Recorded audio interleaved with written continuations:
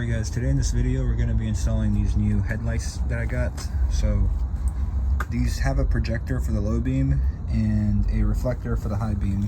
And something I want to note is that these came with halogen or incandescence. I don't know, I can't tell the difference, but I did order LEDs for these earlier today, so those should be getting here tomorrow, and I'm going to add those.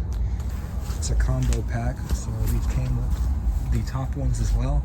And what I love about these top ones is I don't have to mess with bulbs or anything because these have the LEDs already integrated, the amber LEDs basically, and these look pretty incredible. These are my old ones. I was planning on actually cleaning the lens and doing a permanent fix on that, but I got to thinking that I never really liked these last fit LEDs because they're just too glaring and they just don't look good in my opinion. And then and then I also have LEDs for my headlights, but that is a different style that these assemblies take. The new style, which I just showed you guys, uses a whole different kind of system here. So if we take a look, it's got the dust covers on them. Alright, so we always start with removing these tabs here on the grill. I'm going to remove all of those, make sure they're out of the way. And then from here, what you can actually do is start taking these suckers off. So I ended up just taking out the entire piece. Next thing you want to do is just yank this side off with your hands. You can use tools if you're worried about breaking anything, but I just pulled it out with my hands like this. So just like that, and then we just have the last 3 clips. There's one right there, one right there, and then we have a final one that's right down there. Next step is to take a 10mm to these this one bolt and then this other bolt. So that's all that's holding the assembly. You're gonna do the same thing on the other side as well. Okay, so all we're left is with this right here. You can tell I still have my LEDs attached. I've been using C-Light for the last few years. Haven't had any issues with these, so these are amazing. We came with an adhesive to attach this to these to the frame, which has held on all this time. Pretty nice. All right, at this point I've plugged in the connections there. So we have the low beam on this side and the high beam on this side. Make sure all the accessory cords like these go up and out of the way so they're not in your way, and just make sure everything is tucked in pretty nicely. And also, the biggest mistake I made, I guess my younger self didn't realize that these pieces right here, these hooks, see these plastic hooks, they're supposed to go down in those holes, and I never knew. And now I'm realizing why my headlights were always loosely when I removed and installed them in past times. So that makes sense. And that's pretty much it, guys. There's nothing much to it. Make sure those plastic needles go in the holes, and then all you're left with is the bolt holes right here. So that's about it.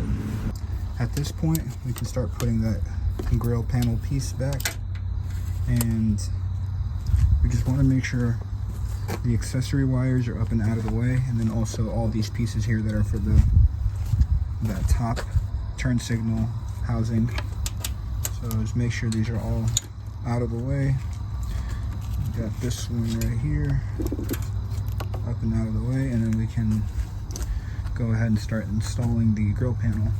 Something I wanted to show real quick is I actually ended up painting the secondary piece black as well as the logo. So obviously doesn't look perfect, but it is black now, so pretty cool.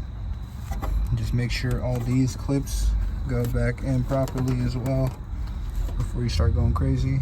You always want to put the metal clips on here first, or on the edges first of the grill panel piece, and then you go in and push these in. All right, so this is the fun part right here. So let's check this out. So let's make sure we got the accessory pieces up and out of here. And then there's also another one right there that's coming from the blinker assembly. Then same thing with this side, make sure they're out of here. And then there's this is the resistor actually, which ends up being this piece right here. So everything is already built in. Thankfully I did not have to splice or anything of that sort, so everything is done for me. So these two are going together. This red one is going inside the green tubing, and obviously these two right here is where this comes into play basically. So I'm gonna do one at a time. So as you can tell, one of them is still on there. I took out the blinker one, so I know that is the blinker one, so I know that has to go on that one. So that is my thought process here.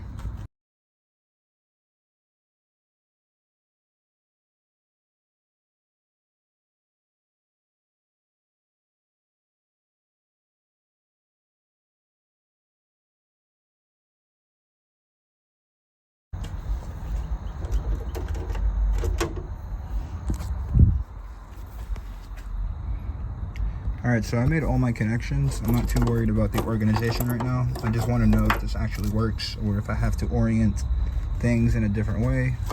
And same thing with this side. And I'm thinking I might have to orient these ones in a different way if they don't work, since they are LEDs.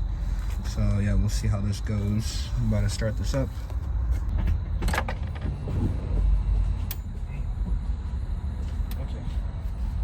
Alright guys, so make sure everything is just tucked in nicely. So I am in a rush right now. I am headed to the gym, so I just did this right here. So at the very least I put these in because you definitely don't want to be getting water inside of circuit boards and everything like that. So you want to make sure these two go in for sure. I guess this is just going to be dangling because I guess where the piece used to be to hold that in is where the resistor is at now. So that's just going to be staying in there.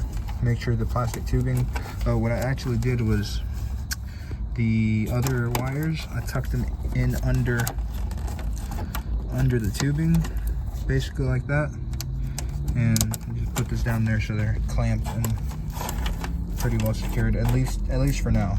You know, to be honest, this is probably how it's going to stay, but if I think of a better way to organize these, I will do that. One thing's for sure, this one is pretty long, so you probably have to tape this or tuck this in somewhere nicely so it doesn't get like that. So right now I just have it in this hole right here basically. So it's just going to be staying like that for now. And I did the same thing with the other side here. So I do still have the plastic coverings on them for a reason, because I am going to be turning these on and showing you guys how they look. So this is how it looks right now. And I did also order new fog light housings because, as you notice, I did order the chrome ones for the headlights and the blinkers, the housings, and obviously it doesn't match. So the fog lights are going to be chrome as well. So just so it all matches nicely. Alright, so I do have low fuel right now, so I'm going to try to do this quickly, but basically this is how they turned out. So as you can tell right there, and then do the headlights. That beam pattern is amazing, phenomenal.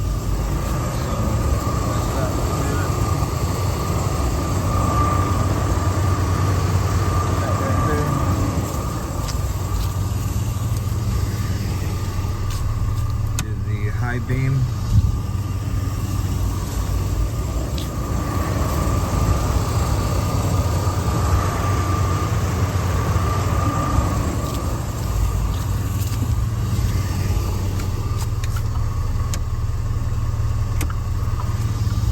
And now we're doing turn signal. So what I did notice with the turn signal, when it's turning, it does turn the daylight running lamps off on that side. You can tell this side is still on. Let me adjust a little bit. There you go. You can tell that side is still on and this side is off.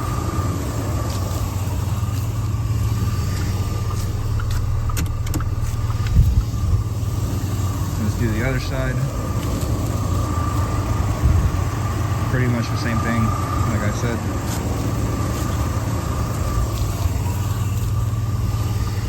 Let's do an experiment here. Let's try the hazards.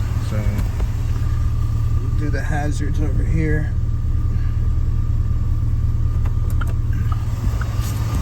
If I do hazards, they both turn off actually, which is what I was expecting. So that is pretty cool. I'm going to show you guys my taillights.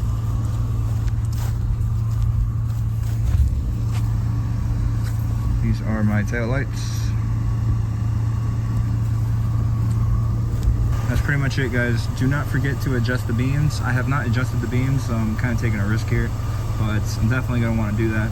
Alright guys, so this is the beam pattern on the headlights. So I am on the low beam right now. And then I will turn off my fog lights because that might be throwing things off. But yeah, that is the low beam. It looks really clean. It is just a straight line, as you can tell. And the high beams are in question. I'm not sure if the high beams are, let me just do it right now. I don't know if the high beams are supposed to be that high. What I do know is when you adjust the low beam, whether you go up or down, the high beams are obviously going to follow because they're fixated and they're both basically together, so they're going to come up and down together, the low beams and the high beams. But yeah, basically low beams, high beams. And something else I want to show you guys, because on the high beams themselves, the orientation is kind of off, at least from what I've been seeing from